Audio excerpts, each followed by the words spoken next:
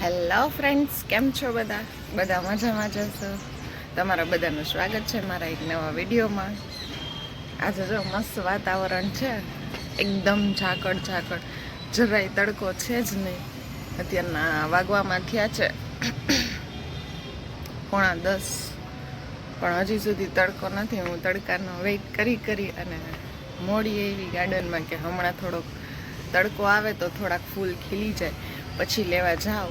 પણ 9:30 થઈ ગયા તો હજી જો તમને બતાવું, જરાય તડકો છે ને એકદમ ઝાકળ જેવું વાતાવરણ છે.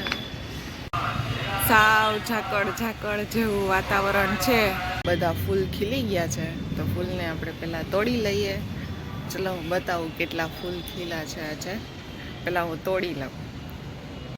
જો આજે આટલા બધા ફૂલ થઈ ગયા છે, ગુલાબના ફૂલ ને બધા જ થઈ ગયા છે. હવે આપણે જઈએ નીચે અને ભગવાનને ચડાવી દઈએ. અમારે આ સવારમાં આવો નજારો જોવા મળે. વેદ હમણાં આજકાલ છે ને એ જય જેમ કરે ને એમ એને કરવું હોય, એટલે જોઈ એનું જોઈને આમ કરી રાખશે આખો દિવસ.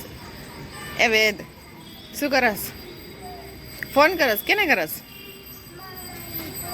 મામાને ફોન કરે છે. હા, શું કહે છે? આ લેપટોપમાં શું કરસ? આ શું કરસ તું? ઓય એ વેદ, આમ જોતો, આ બધું શું કર્યું? આમ જોતો. એ ઓય, આ શું કર્યું? આ બધું કેમ ઠલાવ્યું? આ શું છે? રમવાનું છે? હે? આ હેલિકોપ્ટર પણ આ રમવાનું છે? આ શું છે તને ખબર છે? પણ આને જોતો, એ આ બાથરૂમમાં જા જલ્દી. હવે નાવા જવું પડે ને. આ બધું આ ખમદાણ કરી.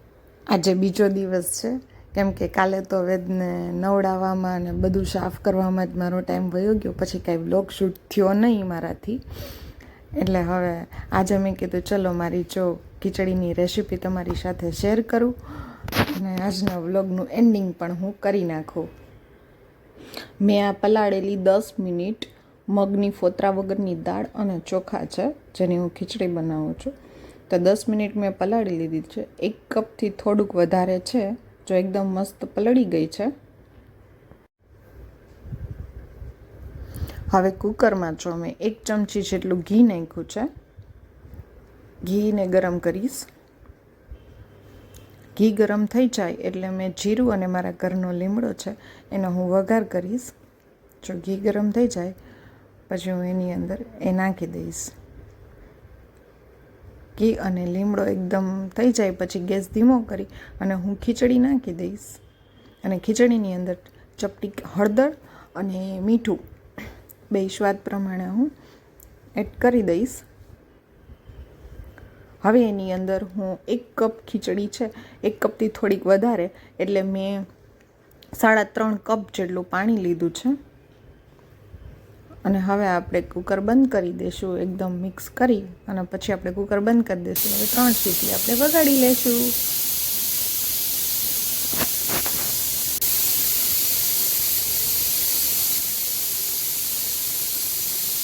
જો કેટલી મસ્ત ખીચડી થઈ ગઈ છે. તમે પણ જરૂર એક વખત આવી રીતે ટ્રાય કરજો અને કેવી થાય મને કોમેન્ટમાં કહેજો. તમને મારો વિડીયો કેવો લાગ્યો એ કોમેન્ટ કરજો. ગમ્યો હોય તો લાઈક કરજો. ચેનલમાં નવા હો તો સબસ્ક્રાઈબ કરજો. Thank you for watching.